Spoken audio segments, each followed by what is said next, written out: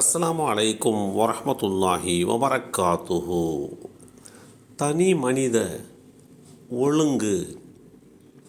அல்லாஹுடைய தூதர் ஸல்லல்லாஹு அலைஹி வஸல்லம் அவர்கள் கூறினார்கள், என் சமுதாயத்தாரின் நற்செயல்களும் தீய செயல்களும் எனக்கு எடுத்து காட்டப்பட்டன. சாலையில் கிடக்கும் தொல்லை தரும் பொருட்களை அகற்றுவதை அவர்களுடைய நற்செயல்களில் பட்டியலில் பார்த்தேன். பள்ளிவாசலில் உமிழ்ந்து எச்சில் துப்பி மண்ணுக்குள் புதைக்கப்படாமல் இருக்கும் சளியை அவர்களுடைய தீய செயல்களில் கண்டேன். இந்த செய்தி அபூதர் ரலியல்லாஹு அன்ஹு அவர்கள் மூலமாக அறிவிக்கப்பட்டு ஸஹீஹ் முஸ்லிம் என்ற நூலிலே 959 என்ற எண்ணிலே பதிவு செய்யப்பட்டிருக்கிறது. நம்முடைய வாயிலே இருந்து உமிழப்பட்ட துப்பப்பட்ட எச்சில் அது மண்ணுக்குள் புதைக்கப்பட்டிருக்கப்பட வேண்டும் என்று வழிகாட்டி தருகிறார்கள். உமிழ்நீர், எச்சில், சளி இப்படி நம்முடைய வயிற்றுக்குள்ளே இருந்து வெளியேறக்கூடிய இந்த வஸ்துக்கள் பல்வேறு பாக்டீரியாக்களை உற்பத்தி பண்ணுகின்ற அளவுக்கு உண்டான திறன் படைத்தவை, பல்வேறு நோய்களை பரப்புகின்ற அளவுக்கு உண்டான ஆற்றல் மிக்கவை. எனவே ஒருவர் வெறுமனே உமிழ்நீர், எச்சில் என்று தான் காரி துப்புகின்ற அந்த காரல் எச்சிக்களை சாதாரணமாக விடக்கூடாது. போகிற வழியிலே துப்பிவிட்டு அப்படியே போய்விடக்கூடாது. அதை மண்ணால் மூடி மறைக்கப்பட வேண்டும்.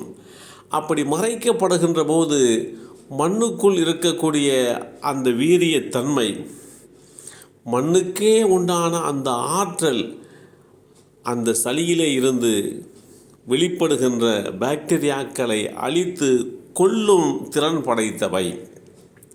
எனவேதான் ஒருவருடைய உடலிலிருந்து வெளியேறக்கூடிய எச்சிலாக இருக்கட்டும், சளியாக இருக்கட்டும், உமிழ்நீராக இருக்கட்டும், இவைகளெல்லாம் நோய்களை பரப்புகின்ற அளவுக்கு உண்டான ஆற்றல் மிக்கவை.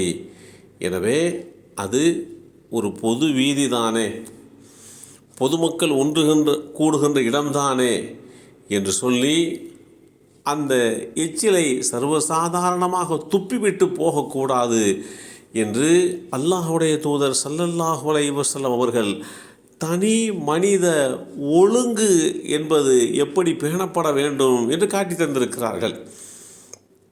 ஒரு நாள் வேளையிலே அன்னை ஆயிஷா பிராட்டியார் ரலியல்லாஹு அன்ஹா அவர்கள் மூலமாக அறிவிக்கப்படுகின்ற ஒரு செய்தியை தெளிவுபடுத்தி காட்டுகிறது. ஒரு நாள் அல்லாஹுடைய தூதர் ஸல்லல்லாஹு அலைஹி வஸல்லம் அவர்கள் பள்ளிவாசலுக்குள்ளே சுவற்றிலே தன்னுடைய விரல் நகத்தின் மூலமாக சுரண்டி கொண்டிருக்கிறார்கள். என்ன சுரண்டுகிறார்கள் என்று பார்த்தால், யாரோ ஒருவர் அறியாமையிலோ அறிந்தோ உமிழ்நீரை, எச்சிலை, காரல் சளியை துப்பி இருக்கிறார். அது சுவற்றில் படிந்திருக்கிறது. மண் சுவறு தான். அந்த மண் சுவற்றிலே படிந்திருப்பது மற்றவர்களுக்கு ஒரு அசூசையை, ஒரு அருவருக்கக்கூடிய நிலைப்பாட்டை உருவாக்கிவிடும் என்கின்ற அடிப்படையிலே அல்லாஹுடைய தூதர் ஸல்லல்லாஹு அலைஹி வஸல்லம் அவர்கள் இப்படியெல்லாம் நீங்கள் உமிழாதீர்கள், எச்சில் துப்பாதீர்கள் என்று தன் சமுதாய மக்களுக்கு தனி மனித ஒழுங்கு முறைகளை சொல்லி தந்திருக்கிறார்கள். இஸ்லாமிய நடைமுறைகளிலே இஸ்லாமிய மார்க்கத்தினர் முன்னோக்கக்கூடிய கிபிலா என்கின்ற பகுதி, புனிதமான மக்காவிலே அமைந்திருக்கக்கூடிய காபாவுடைய பகுதி, அந்த காபாவுடைய பகுதியை முன்னோக்கித்தான் முஸ்லிம்கள் தொழுது வருகிறார்கள். ஒருவர் சாதாரணமாக உமிழ வேண்டும், எச்சில் துப்ப வேண்டும், காரி துப்ப வேண்டும் என்ற ஒரு நிலை வருகிறது.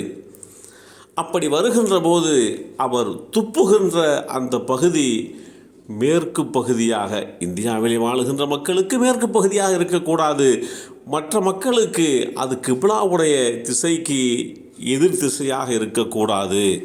கிப்லாவுடைய திசையை நோக்கி எச்சிலை நீங்கள் உமிழாதீர்கள், அது ஒரு ஒழுக்க குறைவு என்கின்ற நடத்தை முறைகளை அல்லாஹுடைய தூதர் ஸல்லல்லாஹு அலைஹி வஸல்லம் அவர்கள் தெளிவுபடுத்தியிருக்கிறார்கள்.